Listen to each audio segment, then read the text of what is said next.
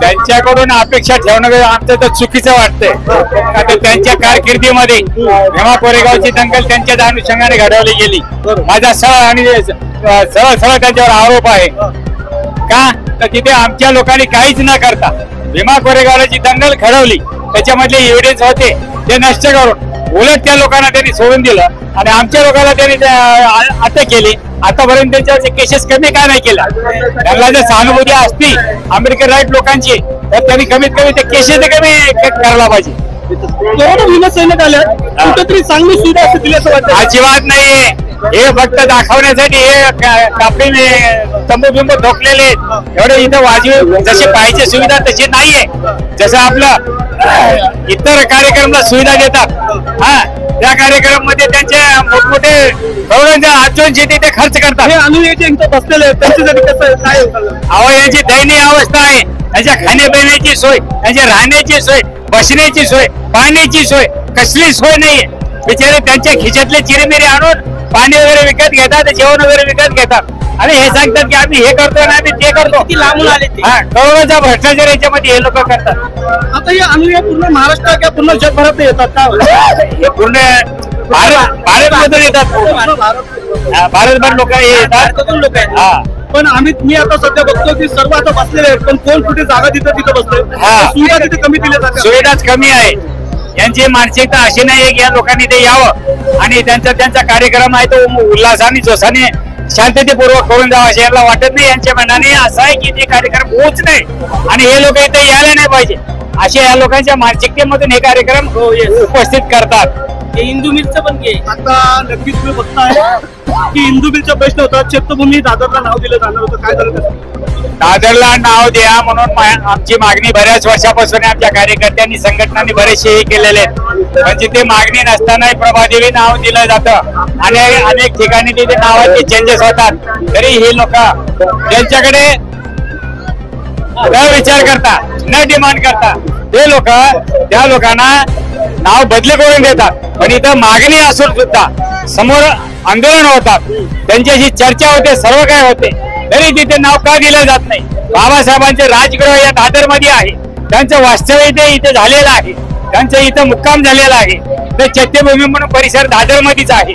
हे दोन्ही इथे प्रेक्षणीय स्थळ असताना परत त्याच्यामध्ये आणखी आंबेडकर भवन म्हणून या आपल्या दादर मध्ये परिसरामध्ये असताना या दादरला चैत्यभूमी नाव देणं फार गरजेचं आहे. अन्याय सर्रासली अन्याय आहे.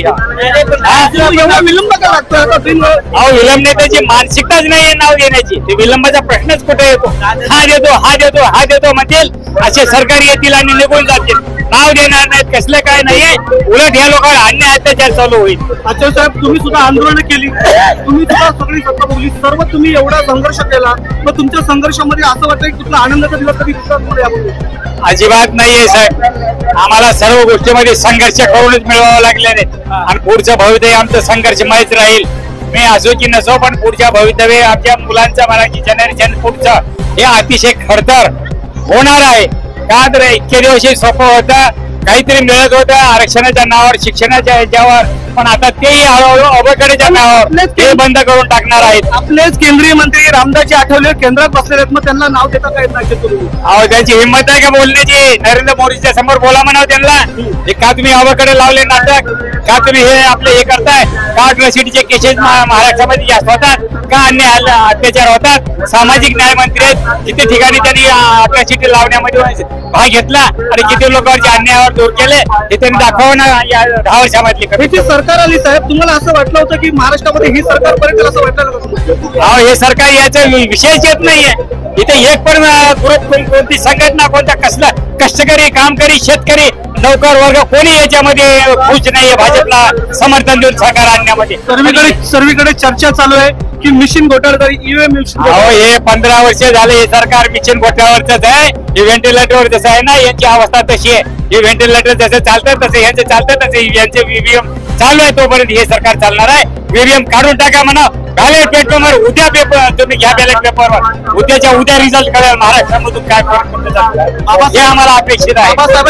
अपेक्षित आहे. बाबासाहेबांनी घटनेत लिहून ठेवलंय की बॅलेट पेपरवरच मतदान घ्या.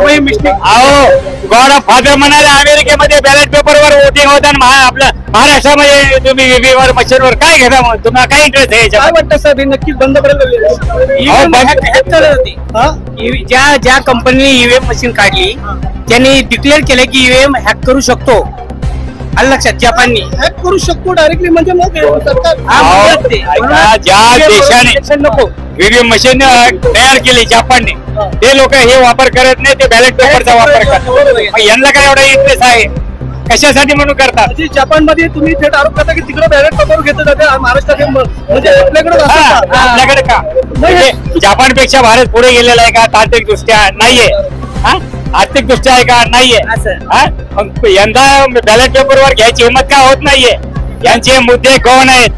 हो, यांचे मुद्दे असे विकासाचे नाहीयेत, यांचे मुद्दे धार्मिक तेढ उभा करण्याचे, हिंदू मुस्लिमांचे भांडणे लावणे. सामाजिक विघातक कार्य करणारे माणसं आहेत. नक्कीच विधायक काम करत नाहीत. बाबासाहेबांनी घटनेत हे पण लिहिलंय की आपले जे आंदोलन आहेत ते कुठेतरी अजून चांगलं सुधारावं, कुठल्या चांगल्या पण आपण बघा एवढे त्रासामध्ये तुम्ही स्वतः डोळ्याने बघताय. गेल्या वर्षी सुद्धा या वर्षी साहेब यांच्या डोक्यावर इथे छत नाही, गावी गेले तरी ह्याच्या डोक्यावर छप्पर नाहीये. असा हा समाज आहे. पण आगडा भोळा येणा भोळा समाज हा बाबासाहेबांचा समाज इथे चैत्यभूमीला येतो आणि काय घेऊन जातो? 4 पुस्तकं घेऊन जातो त्याच्या नातवाला वाचवण्यासाठी. बाकी काय घेऊन जातो इथून? कसली एखादी मूर्ती घेऊन जातो, एखादी फुले घेऊन जातो, याच्यापेक्षा काय नेतो इथून? काय दोरागंडा किंवा कसला हे नवस कागद काही करत नाहीये. तो फक्त 4 पुस्तकं घेऊन जातो, एखादी फोटो घेऊन जातो. हा येणा भोळा समाज, हा बाबासाहेबांचा आंबेडकरांचा समाज. याचे नेते जे विसरले गेले, अभिवादन करायला याचे जे नेते आहेत नॅशनल लेवल म्हणणारे सर्व राष्ट्रीय पुढारी, एकालाही याची जाणीव नाही. तो म्हणतो की माझा गट मोठा, माझा पक्ष मोठा, मी सत्तेमध्ये, मी हे करतो, मी ते करतो. अरे बाबा, कशाला डिंग्या मारतो? त्या बाबासाहेबांच्या नावाचे दुकानं बंद करा आणि एकच प्रमुख पक्ष तयार करा आणि त्याच्यामध्ये तुम्ही बघा काय होतं तुमच्या नंतर ते. तुम्ही सत्तेमध्ये राहून बोलताय आरक्षण वाचवणार कशाचं काय? अरे तुमचं स्वतःचं आरक्षण 1 सीट तुम्ही ठेवलेलं आहे छत्रपती. त्याच्यानंतर तुम्ही महाराष्ट्रामध्ये एवढे अन्याय अत्याचार प्रत्येक महिन्यामध्ये 2-4 ते अन्याय अत्याचार तर बौद्ध लोकांवर होतात. तर त्याच्यावर काय तुम्ही वाच्यता करता? काय तुम्ही त्याच्यावर पर्याय करता? साहेबांनी सांगितलं की नक्कीच आपले 19 सीट तर नक्कीच निवडून येतील. साहेब कुठेतरी नक्कीच प्रॉब्लेम झाला. अहो, याच्यामध्ये आमच्या जे काही वोटिंगचे जे काही बाले किल्ले होते तिथे त्यांचे मतच मिळाले नाही त्यांना.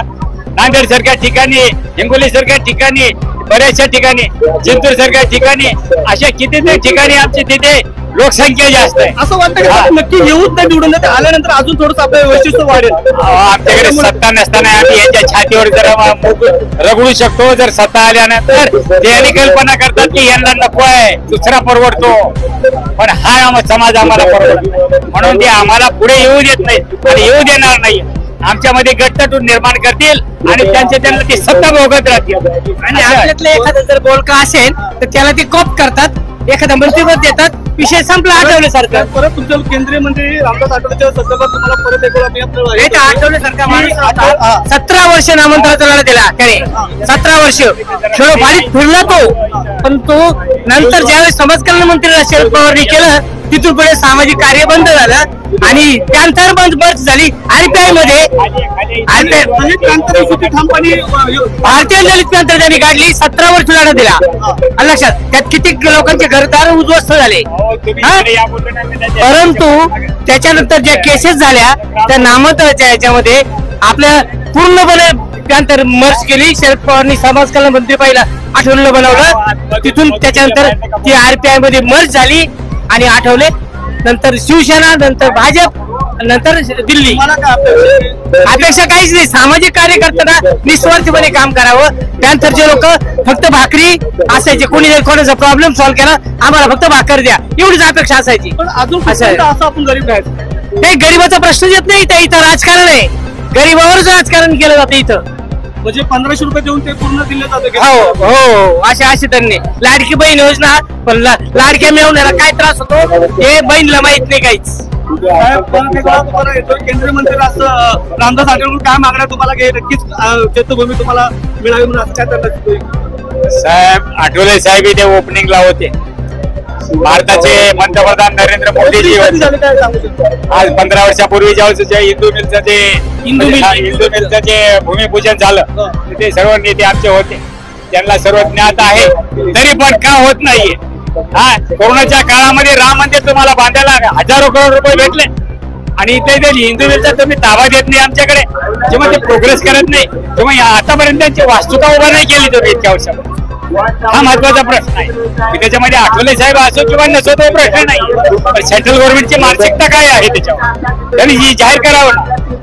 या सरकारला तुम्ही एक मेसेज काय द्याल याबद्दल? बांधून नक्की भेटेल यावर्षी मागे बाळासाहेब आंबेडकर किंवा आनंदराज आंबेडकर बोलले होते की फक्त आम्हाला जमीन आमच्या नावावर ताब्यात करून द्या, आम्ही बांधून कळस काढू, आम्हाला मजबुरीची गरज नाही आणि आम्हाला सरकारच्या पैशाची गरज नाही. बघता की किती छोटस याला पण किती त्रास होतो माणसाला. अजिबात सुखसुविधा काही नाही येतं. फक्त ज्या महानगरपालिकेमध्ये फक्त तुम्ही नगरसेवकच नाही, पूर्ण आयुक्तावर जबाबदारी आली पण पूर्णतः कॉर्पोरेशनचे 2 वर्ष झाले इलेक्शन घ्यायची, हे पण या शासनामध्ये नाहीये. याची कारण त्यालाच माहिती, काय घाबरतो त्यालाच माहिती. आणि आता जी सगळी सेवा जी आहे हे कमिशनरवर येऊन पडलेली. कमिशनर एकटा विचारा काय करणार? नगरसेवकांना फंड मिळत होता, त्यांचे कार्यकर्ते होते, त्यांची प्रणाली होती, ते बंद करून तुम्ही ठेवून तुम्ही कर्मचाऱ्याच्या जीवावर सर्व सोडलेलं आहे. कुठे कमी होती सुविधा, कुठे जास्त होती, आणि प्रॉपरली लक्ष कोणी देत नाहीये. फक्त त्यांचे आकडेमोड आणि पेपरवर सगळे रिपोर्टिंग होते की इथं आम्ही हे केलं, आम्ही तिथे काय केलं. महिला वर्ग जास्त आहे, सगळं उघड्यावर सध्या आता बघता तुम्ही. ही आमच्या आया बहिणीची अशी अवस्था आहे की हे सर्व उघड्यावर जात आहे. आता समजा थंडी आहे किंवा पाऊस पडला, काय झालं या लोकांना किती दिवसापासून आता इथे 5-6 दिवसापासून 1-2 तारखेपासून चालू आहे. आणि आता जाताना पण हे उद्या जरी कोणी जाणार तेव्हा जातील, त्याच्या आणखी 2 दिवसांनी जातील. म्हणजे लमसम इथे 10-1 दिवस इथे हे कार्यक्रम मध्ये लोक असतातच, येणारे वेगळे जाणारे, येणारे वेगळे जाणारे. त्यांना एवढा काय भाविक प्रसंग आहे की एवढ्या लांबून सुद्धा आपल्या एक तऱ्हेचा बापालाच भेटायला इकडे थोडं भेटायला नक्कीच येते. भयंकर आदर. आणि ज्यांनी ज्या समाजामध्ये आपल्या भाषण करून आपल्याला ठेवलंय, नक्कीच त्याला थोडस काय या समाजाला बाबासाहेबांच्या नावाच्या व्यतिरिक्त कोणतीही किंमत मोठी वाटत नाहीये. महत्वाची गोष्ट त्याच्या घर परिवाराची, त्याची त्यागाची भूमिका असते. तो सर्व चळवळीला कार्यकर्ता उफाळून येतो. बाबासाहेबाचा कुठे जरी काही अपमान अवमान जर काही कुठे होत असेल, तो जीवाची बाजी लावतो. या गव्हर्नमेंटच्या केसेसलाही घाबरत नाही, कुण्या गोष्टीलाही घाबरत नाही, लाठी दंड्यालाही घाबरत नाही तो. अशा या चळवळीमधल्या बाबासाहेबांनी दिलेल्या स्वाभिमान या जागृता या समाजाला असल्यामुळे हा सगळा त्याग करून इथं ऊन ताण भूक सगळं हरून इथे हा फक्त येऊन दर्शनासाठी इथे येऊन जातो. बाकी यांचं काही महत्वाचं काम नाही. आताच 29 तारखेला नवी मुंबई उलव्यामध्ये बेलापूरमध्ये घटना घडली, तुम्हाला माहिती असेल. आपल्याच मामाने अदरवाईज कास्टेचे होते, त्यांनी आपल्या दलिताच्या महिलेचे कपडे हे केले होते, तर त्या संदर्भात आपलं काय? आता साहेब ह्या अशा ज्या गोष्टी होतात ना, त्याच्या अगोदर त्यांच्याकडे मी प्रतिक्रिया व्यक्त केलेल्या आहेत. समाजाने जागृत राहावं आणि प्रतिकार करण्याची त्यांच्याकडे शक्ती ऑटोमॅटिक यावं. त्यांनी 4 मारले, तुम्ही 2 तरी मारा. मी महिला म्हणत नाही, पुरुष म्हणत नाही. त्यांनी का मारलं? महिला त्या मौल्यामध्ये काय एकच घर होतं का त्यांचं? बाकी नव्हते का? आज त्यांच्यावर हल्ला झाला, उद्या तुमच्यावर हल्ला होतो. तुम्ही एकमेकाला साथ दिली पाहिजे, एकमेकाला तुम्ही समजून घेऊन त्याच्यावर हल्ला का नाही केला परत? ज्या मुलीला विचारलं गेलं तर मुलगी बोलली की आमची लवकर केस तिथं दर्ज केली नाही. जेव्हा सगळं भीम सैनिक तिथं आले तेव्हा ते आरोपीला. साहेब हा प्रश्न काही नवीन नाहीये. आज मी 40-45 वर्ष बघतोय. आमच्या समाज आपला का टार्गेट केला गेला? आपला टार्गेट केलं जातं. आपला समाज टार्गेट करण्याचे काही कारण आहेत. कारण माणूस एकच माणूस होता तो स्वातंत्र्यपूर्व काळात की अखंड प्रकांड पंडित त्याच्या ऑपोजिट उभे होते. स्वामी दयानंद सरस्वती सारखे पंडित होते, सगळे पंडितच होते. पंडित सावरकर, बॅरिस्टर गांधी हे सगळे होते, बॅरिस्टर होते. पण यातून एकच माणूस आपली एवढ्यांची बाजू घेऊन लढत होता एकटा, तर ज्या माणसाने सामाजिक ज्ञानाबरोबर मानव शास्त्राचा पण अभ्यास केला होता. मानवाच्या उत्पत्तीपासून जाती कशा निर्माण झाल्या. पण साहेब आणि आपले वडील आहेत डॉक्टर भीमराव आंबेडकर, ते जर आज जर नसते तर का आपली नाही विषय संपला आपला. आता तुम्ही एक चांगला प्रश्न केला सर. ज्यावेळेस बाबासाहेब आंबेडकर एकटे लढत होते, पूर्ण भारत हा जंगल होता, जंगल. माणुसकी नावाचा शब्द नव्हता किंवा कुणाला मदत करण्याचा तो विशेष नव्हता. जातीय त्याने बरबटलेला अन्यायग्रस्त हा समाज, हा दलील एकदम. यांना जे कोणी दिलं काम ते करायचं निमूटपणाने, जे मिळाल ते त्याच्यामध्ये गुजराण करणारा हा समाज. हा एकच समाज नाही, त्याच्यामध्ये हजारो जातीचे लोक असे गुलाम होते. आणि अशा जंगल राजमध्ये एक त्या डॉक्टर भीमराव आंबेडकरांनी एवढा संघर्ष करून यांना माणूस म्हणून मोठ्या प्रवाहामध्ये उभा केला, त्यांना माणुसकी दिली. आज करोड रुपयाचा त्यांना बहुमान म्हणून मतदानाचा हक्क दिला. यांच्या निवाड्याची, शिक्षणाची, आरोग्याची, सगळ्या गोष्टीची तजवीज करून दिलेली आहे. पण या समाजाला आणखी कळत नाही. म्हणतात की बाबासाहेबांनी आमचं काय केलं, बाबासाहेबांनी आमच्यासाठी काय केलं. तुम्हाला एक उदाहरण सांगतो. करोडोचे मोर्चे या महाराष्ट्रामध्ये निघाले, मराठा समाजाला आरक्षण मिळावं. आणखी काय मिळत नाही बाबांनो. तुम्हाला आरक्षण न मागता मिळालेले त्याची किंमत तुम्हाला पाहिजे.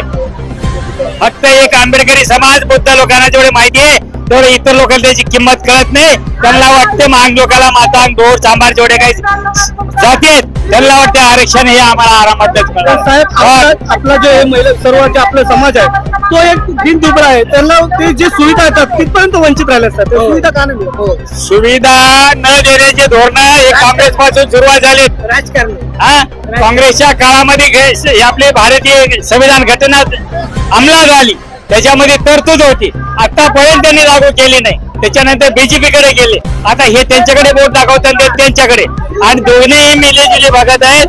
हे दोघे मिळूनच हे सरकार चालवतात. तुम्ही आता लाईटी चालू होते, अचानक बंद झाले, म्हणजे किती याचा अर्थ कदाचित माझा आवाज त्यांनाही कळला असेल. इकडे काहीतरी लाईव्ह चाललेला आहे, मग त्याच्यामुळे त्यांनी लाईटही घालवली असेल कदाचित, सांगता येत नाही. त्यांच्यावर काय भरोसा करण्याचा डांबर जसे लाईव्ह बंद करतात तसे लाईट पण जाम केली. म्हणजे कुठेतरी आचार्य साहेब जरा दिसतात. दोन लाईट दोन साईडचे चालू आहेत. एकदम माझ्यावरचा फोकस बंद आहे, तुमच्यावरचा फोकस डायरेक्टली बंद केला, डायरेक्ट बंद केला. मग या यंत्रणेला माहिती आहे की काय चाललंय ते काय नाही. नाही ते लाईव्ह ठेवले आपण, ते दिसत असं दिसत असेल आणि त्याच्या परिणामात आपण बघू. परिणाम काय घेण्याची गरज नाही. ज्या बापाने आपल्याला सर्व कायदा, ज्या बापाने माझ्या हातात माईक दिलेलं आहे, मी त्याचा आभारी आहे. मी त्या जातीत जन्म घेतला, मी धन्यवाद. म्हणजे एकदम त्याच्याबद्दल किती हे करावं तेवढं कमी आहे माझ्यासाठी.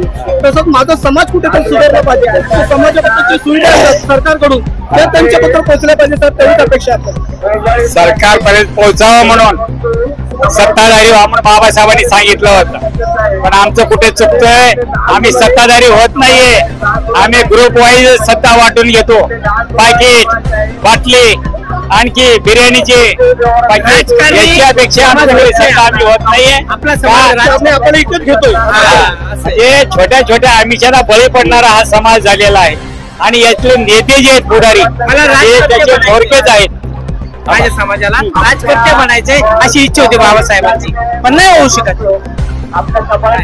सध्याचं चित्र जर पाहिलं तर बाबासाहेबांची जी कल्पना होती किंवा माझा समाज हा शासनकर्ते समाज झाली पाहिजे, त्यांनी म्हणाले होते की तुमच्या घराच्या भिंतीवर जाऊन तुम्ही लिहून ठेवा. आज जर बाबासाहेब असते तर आपला समाज असा खाली बसला असता काय वाटतं? अहो, बाबासाहेबाला आणखी 10 वर्ष आयुष्य जर भेटलं असतं ना तर बहुजनाच्या घराला सोन्याचे दरवाजे लागले असते कदाचित. हो, बहुजनाच्या घराला सोन्याचे दरवाजे लागले असते कदाचित. बाबासाहेबांना आयुष्य जास्त मिळालं नाही, हे आपलं दुर्भाग्य आहे. आपलं दुर्भाग्य आहे. आणि बाबासाहेबांची किंमत आणखी कळणार नाही, आणखी 10 वर्षांनी कळेल. जसं मराठा समाजाला आरक्षणाची किंमत आता कळली, त्यावेळेस कळली नाही त्यांना. याच आणखी आता आरक्षित आहेत ना ओबकडे करा म्हणून सांगणारे लोक, काही ग्रुप जे करतात ना आता ओबकडे वर्गीकरण करा, त्याच्यामध्ये क्रिमिनल लावा. जे आता म्हणून जे बोंबा मारणारे काही एससी मधले काही ग्रुप्स आहेत ना, त्यांना 5 वर्षांनी 10 वर्षांनी कळेल की ते पुण्या ठिकाणी येते. त्याला आता नाही कळणार, नंतर कळेल. तुमची जी अशी ठामपणे भूमिका आचार्य साहेब आम्ही बघतो गेल्या वर्षी, तुम्ही कधी भेटता आपण संघर्षमध्ये, तुम्ही एक योद्धा, तुम्ही संघर्ष करत आलेले. पण जेव्हा पण आम्ही तुम्हाला भेटतो तुमची मुलाखत घेतोय, पण तुमच्यामध्ये तीच चित्त आहे आणि तीच कडवटपणा आहे. तुम्ही असंच वागणार आहे का लास्ट पर्यंत तुमची? साहेब, हे माझं बोनस लाईफ आहे. लास्ट काय फर्स्ट काय, म्हणजे प्रथम हेच बोलत होतो, शेवट पण माझा तेच राहील. मी कोणाला घाबरून किंवा पुण्या लाल झाला बघून अन्याय झाला तर तुम्ही तिथं थांब पाहिजे. बिंदास जाणार, माझ्याकडे काय होऊ की नाही होऊ, पण मी घरात नाही बसणार, मी तिथपर्यंत पोहोचणार. भिवंडीमध्ये संत पोहोचले हत्याकांड झालं होतं, तर आम्ही तुम्हाला मिळालो, तुम्ही पण त्यामध्ये ठामपणे भूमिका घेतली. हो, जरूर. आणि मागे बघितलं वसंत विरारला पण तुम्ही भूमिका घेतली. तुमचे व्हिडिओ आमच्या माध्यमातून व्हिडिओ व्हायरल होतात, पण आचार्य साहेब